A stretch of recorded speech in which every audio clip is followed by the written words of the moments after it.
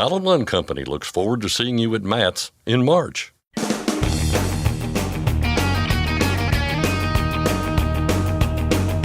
OOIDA, representing America's truckers since 1973, presents Landline Now with your host, Mark Reddick. For several years now, OOIDA member Paul Marhofer has gone by a different name, Long Haul Paul, and under that name, he became a trucking singer. Now, he's released a new song. Ashley Blackford has the story. A lot of questions around insurance can often pop up when you lease on to a motor carrier. We'll sit down with Trina Skywalker and Lisa Waskey of OOIDA's Truck Insurance Department to discuss what is typically covered and what you should add on to your policy. And finally, 9 states are taking a long, hard look at their fuel taxes, and several of them that have regular increases in that tax may slow that process down or stop it. Scott Thompson discusses that and more with our state legislative expert, Keith Goebel. But first, the news with Ashley Blackford. Thanks, Mark. A bipartisan bill that would push back the deadline for beneficial ownership information reporting has passed the U.S. House. It's called the Protect Small Business from Excessive Paperwork Act. If signed into law, the deadline for the Corporate Transparency Act's Beneficial Ownership Information, or BOI, reporting requirement would be extended to January 1st of 2026. The one-year delay would provide more time not only to inform small businesses of the new reporting requirement, but also for federal courts to resolve cases that could permanently kill the law. The bill passed in fast order with a bipartisan vote of 408-0.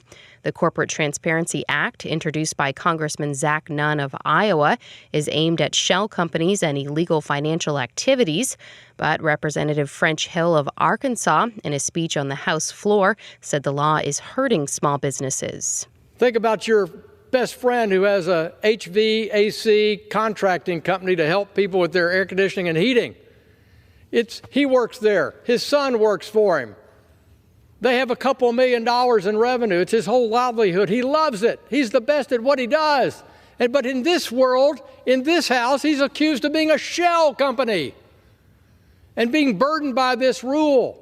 So once again, so many times the government goes after the bad guy and sweeps up everybody. And that's why Mr. Nunn has come to this floor to say, we need another year to think about this, and I would certainly urge the incoming administration to rethink the whole process. This bill now heads to the Senate. There's also a separate bill introduced in both chambers of Congress that would remove the requirements altogether. It, too, is bipartisan. The national average for a gallon of diesel remained mostly flat for a second straight week. The Energy Information Administration says diesel inched up by half a cent last week to $3.66. The biggest gain by region was in the Rocky Mountains, where the average was up nearly 6 cents. The biggest decline was seen in the lower Atlantic, where prices dipped more than 2 cents. Meanwhile, prices were down Tuesday morning on the ProMiles.com index. Nationally, the average fell 1.6 cents to $3.62 a gallon. 2025 will be a year of increasing rates. That's according to Brent Hutto with Truck Stop. He says market conditions are starting to ramp up. The end of January and the February months are the final months where the bids or the contracts that are signed in the market are all signed up. So you have like a little bit of a 3 or 4 week lull. So it's a little depressed in the marketplace, and that's what we're going through right now in the marketplace. The pressure's still up in the market, but load posting volumes for the spot market are basically even with a 5-year average. That's a great thing. Okay, there's still plenty of freight in the marketplace. Rates have gone down in the last 2 weeks and kind of substantially in a couple of areas. But don't pay much attention to that because they'll start to come back up in the beginning of March as we kind of come into this year, which is going to be more healthy for the spot market where owner-operators play. So I know that because last year was an improvement and 2025 will be an improvement. Hutto encourages owner-operators to look at the posted rates, but always negotiate off of those.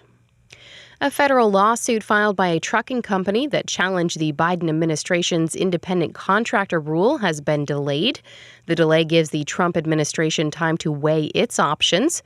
Finalized last year, the Department of Labor's newest standards establish who is considered an independent contractor or employee. It replaced a 2021 rule set by Trump during his first term. The federal government has until March 25th to inform the court how it plans to proceed with the case. The Trump administration has yet to announce any actions regarding the independent contractor rule. The Federal Motor Carrier Safety Administration has issued a regional emergency declaration in response to the country's bird flu outbreak. The order eases regulations on motor carriers transporting live chickens out of affected areas. The FMCSA declaration includes hours of service relief.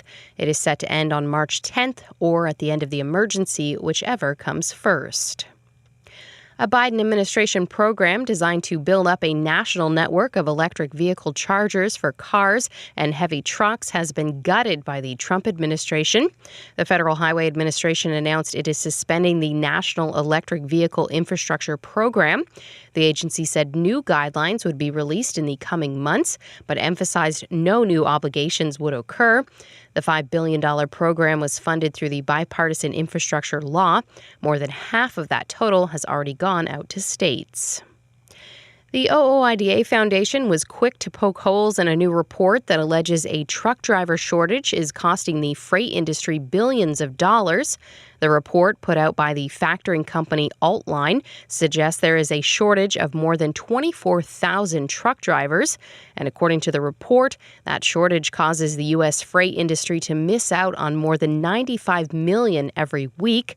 Considering that the trucking industry has been in a freight recession since 2022 and has been suffering from a persistent overcapacity issue, the OOIDA Foundation said the timing of the report is curious.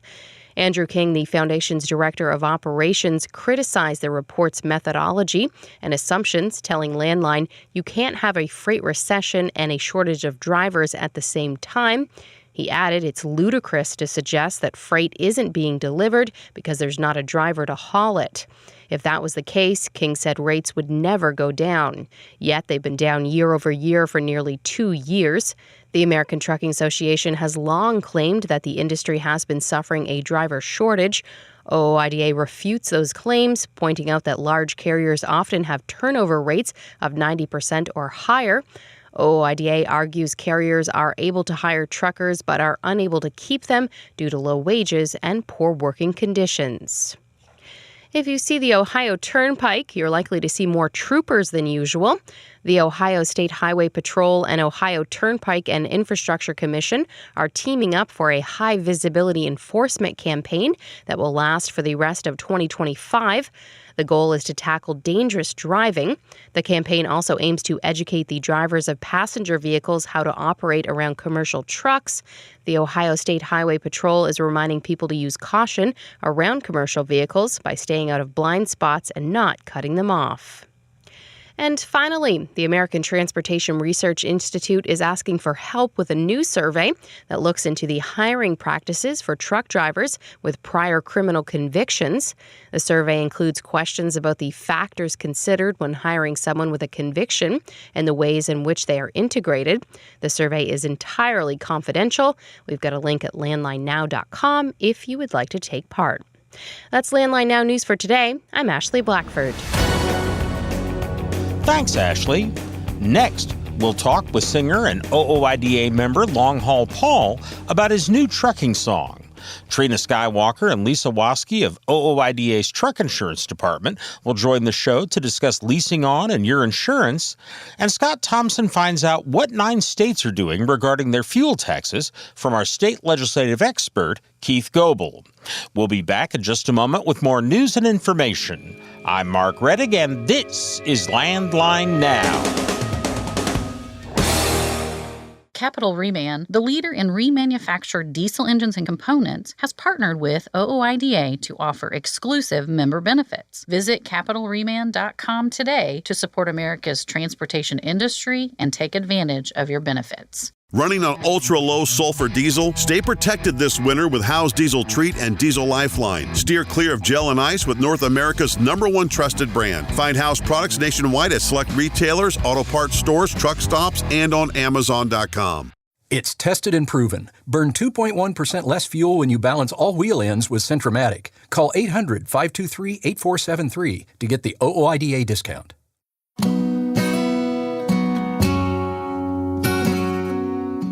Landline now, welcome back.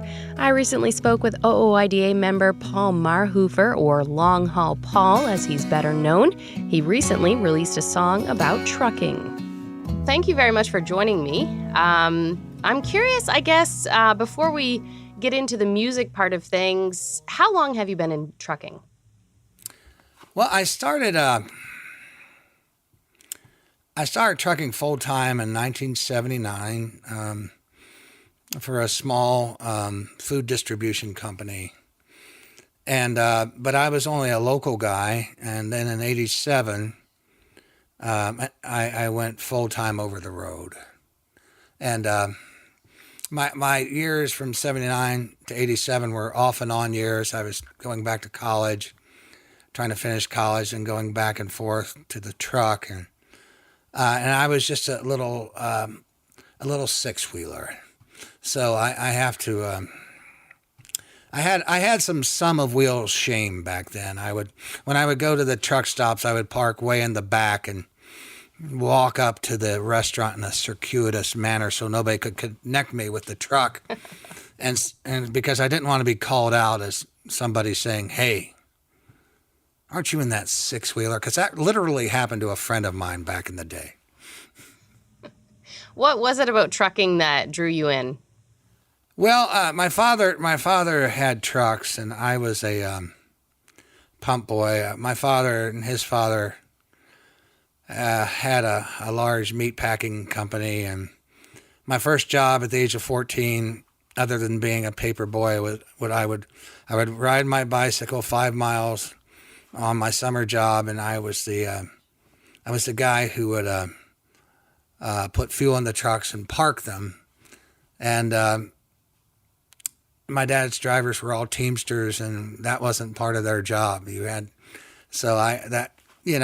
I sort of love being around that culture because we had the Teamsters, and none of these guys were job scared. They would speak their mind, and that sort of resonated to my rebellious teenage nature. And then my dad at the time was buying Colorado box beef from a company called Montford, and those drivers, they were a different type of driver. Back then they were impeccably dressed, and they looked like they'd just walked off the set of a Western, and sometimes they would tip me, and my job was to wash out their trucks because they would unload, and their trucks would still have to be washed out before they could reload, and I just sort of fell in love with that, maybe that zeitgeist, that mindset, and much to the chagrin of my parents, who wanted me to be some sort of professional. My siblings are like teachers.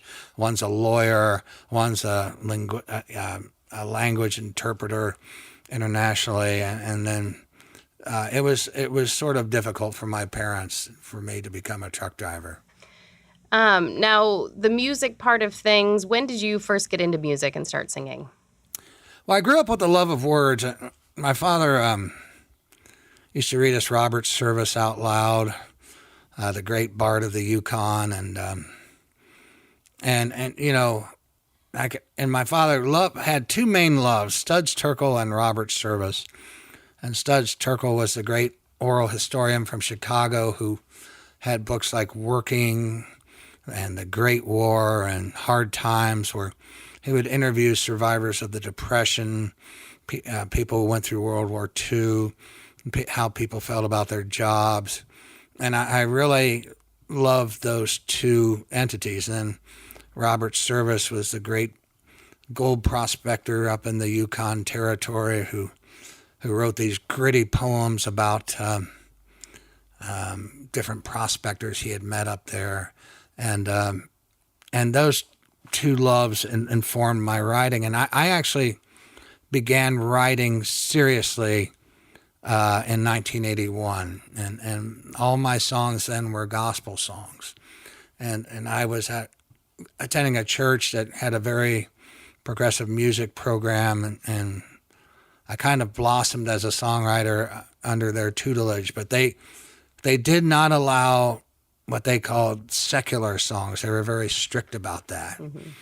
And one day, one of the deacons of the church I had my own apartment by the time I was 19, was doing my trucking thing, and one of the deacons of the church was like really frowning on my album collection. I had all these blues albums, a pretty extensive chess collection, and I could, like, they didn't allow that. And I was very young and impressionable. I wouldn't do that today, but I got rid of my records. And at that point, I began writing songs. I was almost like to replace the songs I had lost, in a sense. And maybe that was necessary then, though. I don't know. But then when my father-in-law died and we were very close, I committed this act of rebellion. I wrote a song about something that had happened to me, and not just an abstract religious concept. And that rebellion continues to this day. Now, you've obviously gotten into writing a lot of songs about trucking. You recently came out with a new one. Talk to me about that. Yeah, and thanks for having me here to talk about that. 4 Million Miles Deep was the result of a conversation I had with a driver who had just was on his way back from Vanderbilt in Nashville, and had just gotten word that he was given 6 months to live. And I was on the phone with him while he was processing this, and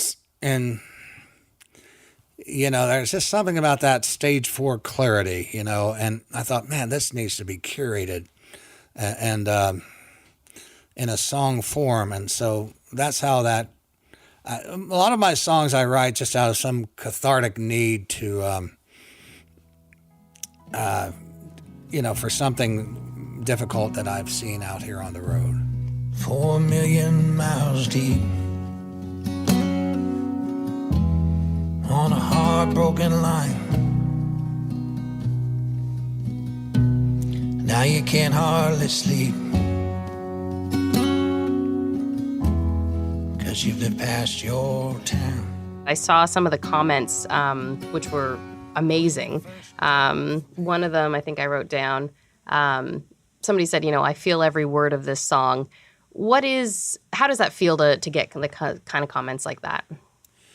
Well, I'll tell you, Ashley, my wife Denise is here with me, and it really does, it means a lot. And because I'm still out here pushing a truck down the road, and we're living in this age of the great democratization of sound, where, truck drivers are putting out albums. Sometimes their songs get it on the radio, and 20 years ago, this never would have happened. Somebody with money would have had to have gambled money on putting a record out on me. And frankly, I fell out of the cosmetic presentability tree maybe 3 million miles ago.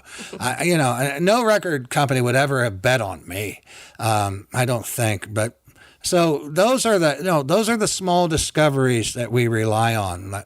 Sometimes we've had deep and meaningful friendships with people, like, for example, the folks that sponsored this video, MD Alignment and S&B Transportation out of South Dakota. Now, in no other world could you connect with somebody from South Dakota who says, hey, I want to help you do this. But, that's what the digital age has done. So this is probably always going to be a small cult following. But and we don't even like to say fans. We like to say friends, because fans almost seems like a positional one-upment, like a one-upmanship. But we have wonderful friends who, and we don't expect these things to be mass consumed, but every now and then somebody comes along and really gets it. What is the process like when you go from writing the song to recording it and shooting the video? What is that process like? Well, I've fallen into this this process where I record the song as a solo acoustic track. It's just me and the guitar, and then we listen to it for a while, and we say, what does it need? And we might send it around. Some of our songs from this album got passed around in Austin, Texas. Gurf Molarks put a bass part on one of them, for example. And in this case, we thought, how about a dobro, but that was a deliberate process, which over the course of months, because, I only have so much time to jump out of the truck and go to the studio. And so we have a wonderful dobro player who lives nearby. And there's a lot of talent right around here. I almost think there's talent everywhere. And if you give it a template and if you give it a space, Eric Hofer was the great longshoreman philosopher, and he made this comment that he spent the Depression on Skid Row. And when he came out of the Depression as a longshoreman, he said, Skid Row is lousy with talent. I mean, there's all kinds of talent everywhere. So we put Marty Price on the dobro, and then Jeff Templeton put a bass part on. But what we have to have first is a good standalone solo acoustic signal. Pardon me. A good solo acoustic track. And then we, what was I trying to say? I don't remember. But we build off of that. Mm-hmm. Yeah. Now, in the video, which was beautifully shot, by the way, you're in front of a Freightliner. Is there any story behind that? Oh, yeah. Tim Raby very graciously allowed us to use his Freightliner. He bought this Freightliner and completely restored it. And it's a cool truck. And he thought he might go ahead and own or operate that. And he's a coworker where I work at Moeller Trucking. And, then the rates kind of got a little squirrely. So he's just got that as a kind of a working show truck right now. Yeah. And I used to drive a truck a lot like that. And I do think that the visuals were so great. We were so fortunate to have a gentleman named James Year, who was a graduate of Syracuse University, come and shoot that. And he's got a real advocate's heart in the trucking world. His master's was chronicling the culture of trucking and what he feels could be in its final. I hope not, but he wanted to chronicle the culture of trucking before it was AI'd out of existence. And so I'm glad he shot that video, and I'm glad he did his project, but I hope it will be longer than he thinks for this industry. Still your hands on the plow, still running for pay, but you're all out of gears. If anyone listening or watching wants to find you online, how can they do that? Just go to Long Haul Paul Music, and they'll find us. That was Long Haul Paul talking about his new song, 4 Million Miles Deep. For Landline Now, I'm Ashley Blackford. Stay tuned for more after this. Oh, we don't need you around here.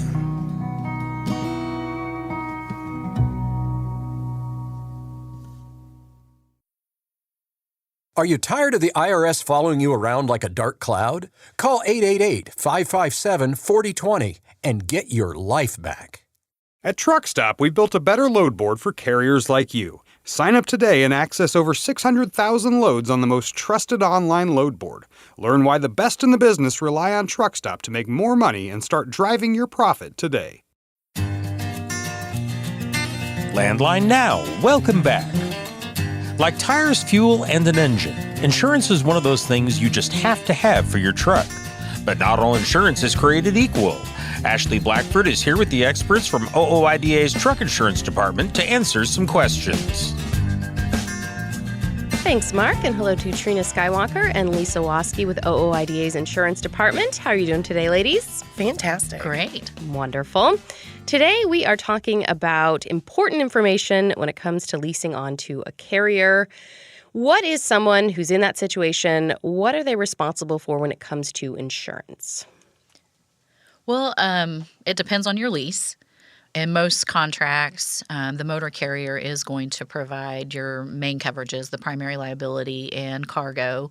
And then they may make you responsible for physical damage, secondary liability like bobtail, or other stuff. You just need to make sure you read your contract to know exactly what they do and what you're going to need to do. Well, and quite honestly, if your contract says that you're responsible for primary liability, then it's not a compliant lease. I mean, it's, that's one of the factors of a lease agreement is they are mandated to provide that coverage for you. And so any compliant lease is going to say that they are carrying that portion of it. And when it comes to the lease, insurance companies, agents, are they going to delve into your lease to see what you need, or is that your responsibility? Typically, it is your responsibility.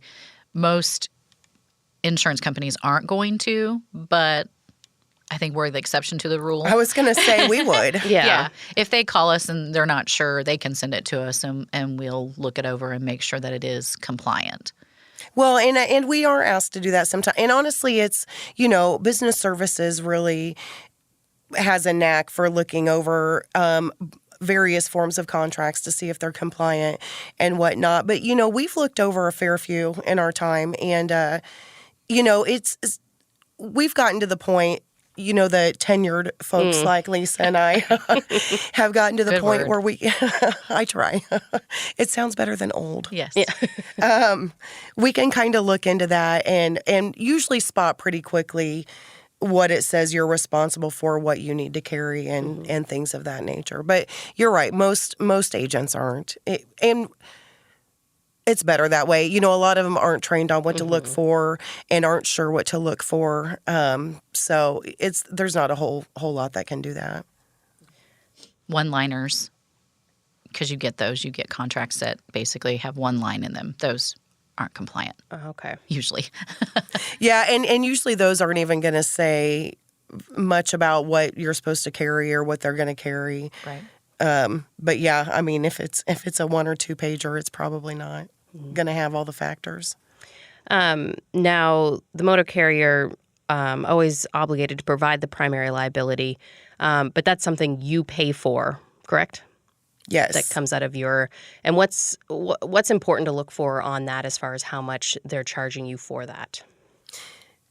Well, they cannot charge you more than what they pay. So it's important to look at that particular portion of it. And, we've found that some companies aren't going to charge you a dollar and cents amount. They're going to just charge you a percentage. And that's going to be your escrow, your insurance, all that entails. And that's kind of, I hate to call it a loophole, but it is how some of them kind of get around that factor, because instead of saying, well, you're paying $892.15 a month, for insurance, they're just going to say we're taking 15% off the top, 20%, whatever the case may be. How important is it to look into that? Do you see oftentimes that people are maybe getting screwed over in that way? Some are, yeah. So it is important. And if you think you are, if you're not sure, ask to see what they pay. They have the right to know what they're paying for and how much they're paying. I'm glad you said that, because I was just thinking it's never a bad idea to ask for that proof. I mean, I say proof hesitantly because, it's always kind of a sticky area when you're asking to see, your motor carrier's financial your bills or what have you. But also if you're being asked to pay it, and again, no one's going to pay it for you. I mean, it's several $100s a month, if not, over $1,000. And so no one's just going to eat that premium. But it's not unreasonable to say, well, I would like to, if you're charging me $895.72, then I would like to see that proof. And some of them are pretty willing to share that information with you, and some aren't. We've seen over the years that if they're hesitant or kind of get up in arms about it, there's probably a reason. Yeah. Now, so there's the category of what they provide and what you have to have. Is there anything else that you typically see other than primary liability? Cargo. They should provide that as well, because most of the time the bill of ladings are going to be in the motor carrier's name. Some contracts do give the option of the owner-operator to carry it, but you want to make sure if that bill of lading's not in your name, it could cause issues come claim time. Right. What are some of the other things you recommend people get on that maybe are, I guess, considered extra but are important to have? Well, I think we go into a lot of our sessions here, we get into towing coverage. And honestly, that's a good question to ask the motor carrier too. If there's an accident, especially a cargo spill or something of that nature, dig into what their policy includes, so they do have to provide primary liability. They usually provide cargo. What does that mean for you as far as cleanup and towing? If they don't have that extra coverage, are you responsible for it? Are they going to foot that bill? If they don't have the coverage for it, does your lease agreement say who's responsible for it? That can be a huge, huge, huge bill, tens of thousands of dollars. And so it's very important to check that out. Carry it on your own if you can, but ask them too. See if they cover it, yeah. This seems like something also you want to find out before the situation arises and you realize, oh, they're not going to cover that. Like, that is on me, right? Wait until after. Yeah. Roll the dice. Yeah. No, it's absolutely. We cannot emphasize enough how important it is to look into that out the gate, just because we've seen people lose their livelihoods over this kind of predicament. What about secondary liability? What is that? Secondary is something that covers liability, protection for the other person when you're not maybe under dispatch, or if you're using your truck for personal use. The motor carrier doesn't want to be responsible for you all the time. They want to know if you're just out joyriding, which I'm not sure you're doing that in your semi, but maybe, that you have coverage. They do get really good fuel mileage. So. Yeah. Why not? Yeah. If you hurt somebody in an accident, that you have coverage for that. What about physical damage coverage? What does that cover? Physical damage is going to be, it's basically like on your personal auto, you'd call it comp and collision. Okay. In commercial insurance, it's all rolled up into one. It's comprehensive and collision, so it's fire, theft, vandalism, things of that nature, damage to your equipment. And sometimes the motor carrier will offer to provide that for you. But then if your lease terminates, usually that coverage goes out the door with it. Same with the secondary liability. That can be bobtail, non-trucking, bobtail deadhead, regardless of which form you're carrying. We always recommend to have your own policy for that. Sometimes it is cheaper through the motor carrier because they can get a group plan or a package deal. And, finances are important. Saving money is important. And we totally get that. But also you don't want to be left hanging, when your lease terminates and then you have zilch. You have no way to get your truck somewhere else because you have no liability. Now, I'm curious, if a motor carrier says, we offer this coverage, do you have the option, and maybe it's different with every motor carrier, do you have the option to say, I'd rather just get it on my own, or do you have to go through the motor carrier, or does it depend? Primary liability, you have to go through the motor carrier. They're the ones responsible for it because of you're using their MC, their DOT numbers. Cargo, typically, again, you're going to carry it through them. Other coverages should be optional. Most of them are going to give you that option, but a lot of them want you to carry everything with them because they want to know, you're running based on their name. They want to know you're covered for any and all incidents. I mean, it would be a little concerning to me if they said, you have to get your physical damage through us, because my first question would be why?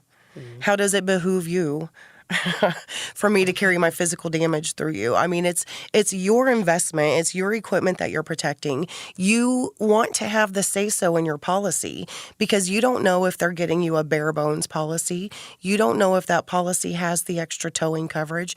What if you have a mechanical breakdown?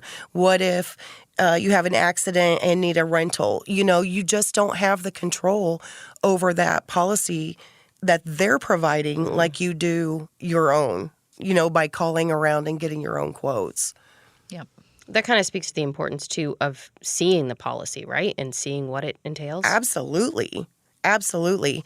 Again, just to reiterate, knowing what you have covered, because if you roll the dice and get caught in one of those situations and then find out later you have $2,000 for towing, if any, and then you've got a $25,000 bill, if it's on your equipment because it's sitting in a tow lot for storage, your motor carrier is probably not going to pay it. Just because they're providing that coverage and taking that money out of your settlement does not mean that they're going to cover that added cost if your insurance doesn't cover it. Right. And maybe this was covered in one of the other coverages, but when it comes to bobtail, what kind of coverage does the motor carrier typically provide something for that, or is that something you should have on your own? Usually they will offer it. Again, like Lisa said earlier, if the lease terminates, you don't have a way to get the truck home. Now, that being said, usually a bobtail policy is not going to cover you to get the truck home because their primary liability has to be in place. That's why we call it secondary, because it's second to that primary liability that they provide. And so if that primary isn't in place, the bobtail has nothing to come second to, and it doesn't work as a standalone. But some insurance companies, if you have the policy on your own, maybe have an option, maybe a clause for one trip, maybe a temporary coverage, a way to get you home. If you take it through them, they're not going to offer you that. They're going to terminate your lease and you're done. They're not going to say, well, you're not working out for us, but here's 5 days of coverage to get home. They're just not. Yeah. What kind of questions do you hear coming in that people, when they do call for coverage, that they typically have? Are there any that you kind of hear over and over? Most of them just want full coverage. Yeah. Yeah. Which we typically, we don't have what we call full coverage. We'll offer your standard, your physical damage, bobtail if they're leased, or the non-trucking or the bobtail deadhead, and that can depend on your lease because some leases will say strictly bobtail, some will say the non-trucking. You want to make sure you know the difference between the two, and that's a question we get a lot is what do they cover? I think that also speaks to the importance of, calling a company like OOIDA, who I assume people who sell, home and auto insurance, they're probably not well-versed in the trucking world, I would think. You picked those words directly out of my brain just now. All right, ladies, thank you so much. Thank you. Our thanks to Trina Skywalker and Lisa Waskey of OOIDA's Truck Insurance Department. If you have any questions about insurance, you can call 816-229-5791. For Landline Now, I'm Ashley Blackford. We'll be back after this.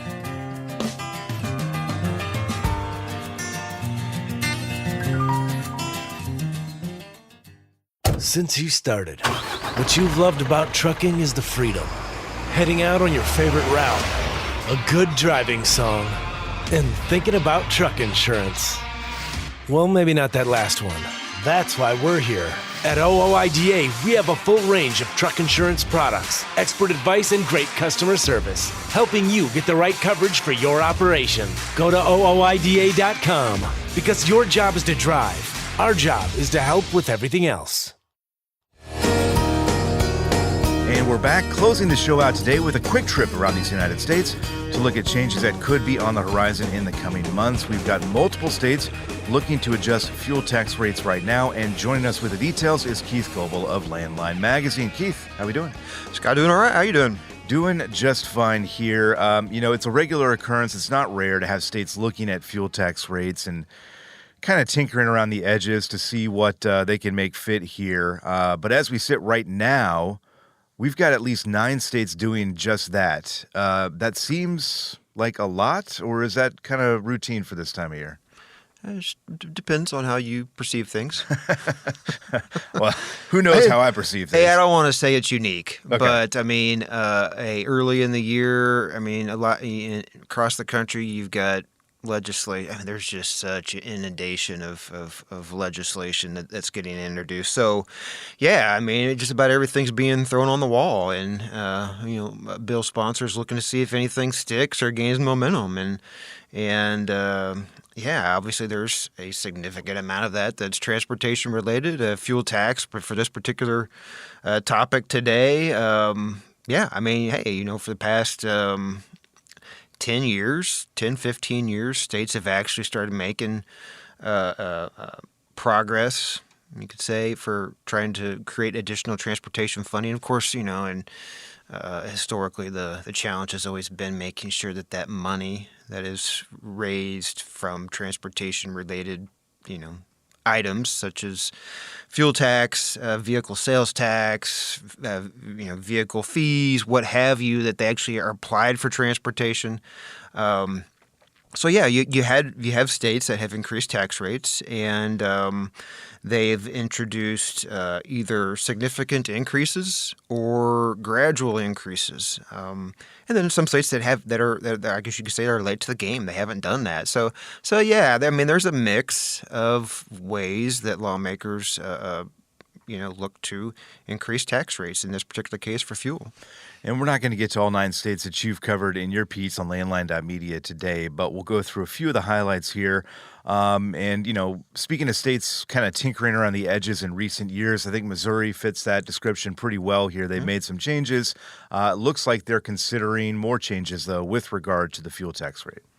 Yeah, going back to 2021, they started the implementation of a 12.5 cent increase to both gas and diesel tax rates. At the time when that was approved, the tax rate was 17 cents, so it's in the process of going up to 29.5 cents. This July will be the final increase to put it up to 29.5 cents. The House Transportation Committee chairman there in the state of Missouri has introduced a bill that is intended to, I guess, make sure that money, that they have the additional money that they've been bringing in over the past few years, is being used appropriately. I mean, they're in the process now of, I guess you could say, preparing to make sure that there are 3 lanes each direction on I-70 throughout the state. That's going to be happening. And you want to make sure that you're taken care of and you're using that money efficiently. His legislation, the focus is on the DOT, and it says that if their internal expenditures, if they are above 18% of their total expenditures, that the fuel tax rate would decline by a penny for the following fiscal year. And that could happen for up to 5 cents. So for 5 years' time, if they're continually, their internal expenditures are above 18%, that it would essentially, could knock off as much as 5 cents from the fuel tax. Now, if their internal expenditures are below 18%, then it would be increased by a penny. Essentially, it would probably hover around that 29.5 cent mark if you kind of think about it, because if they spend less than 18% of their total expenditures one year at the state DOT, they're probably going to think, we could probably spend a little bit more the next year. It's only going to. So, but anyway, it is unique that you see a lawmaker offering up this kind of proposal. It is the House Transportation Committee chairman, which makes you take a look, and this is a possibility this could pick up some momentum. Yeah, unique take there. Let's move to another state, beginning with Mississippi, where the approach there, at least with this idea that they're floating right now, is a little more conventional. They're looking at maybe increasing the fuel tax rate there. Yeah, Mississippi, haven't increased their tax rate in quite some time. Going back to the late 1980s, they've had an 18-cent excise tax there.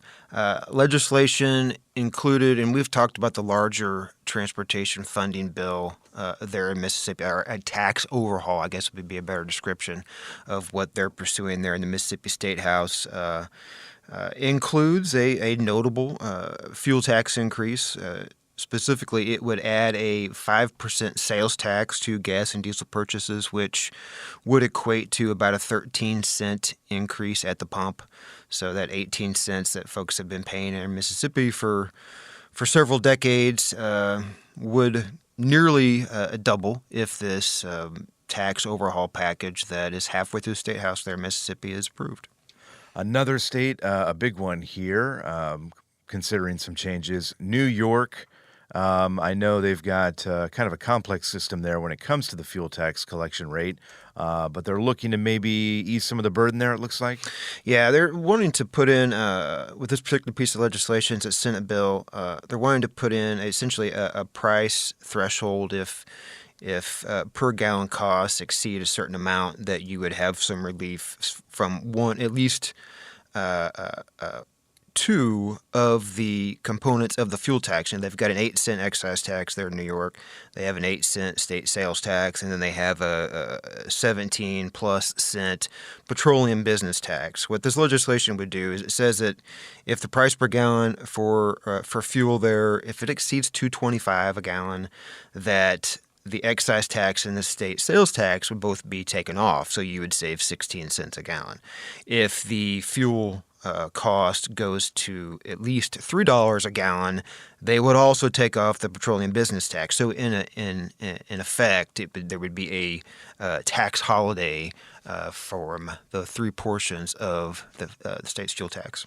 Yeah, we'll see if these things pass in those states we just talked about. We've also got Illinois, Indiana, Minnesota, Oregon, Rhode Island, and Texas also looking at this issue. Among others. Among others, okay. So, yeah, if you want updates on these states that we did cover and the other ones that we didn't hear, landline.media is a place to go for that, as Keith has been covering this, and we'll continue to cover it as we get updates there.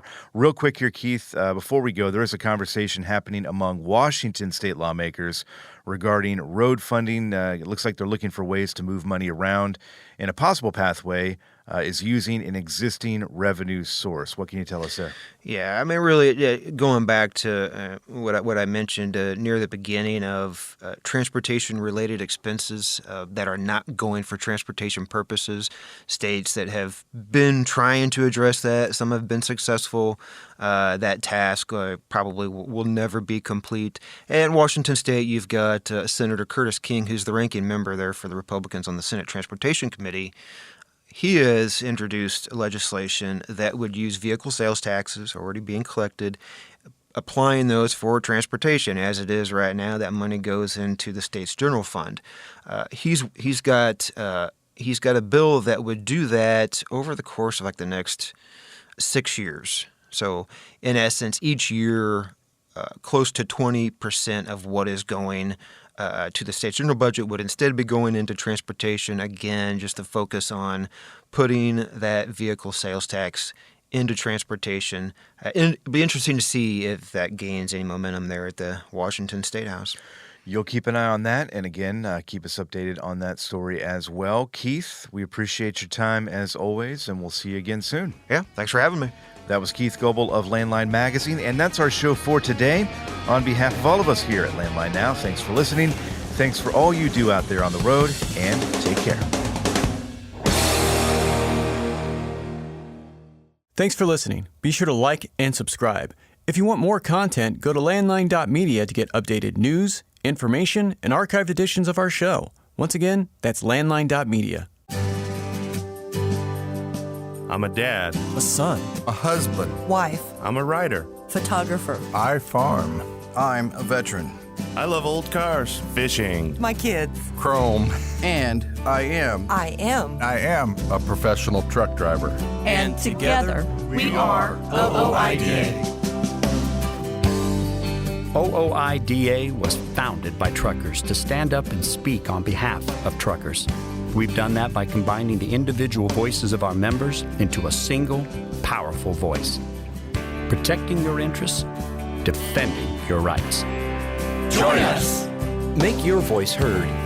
Join OOIDA, the Owner-Operator Independent Drivers Association.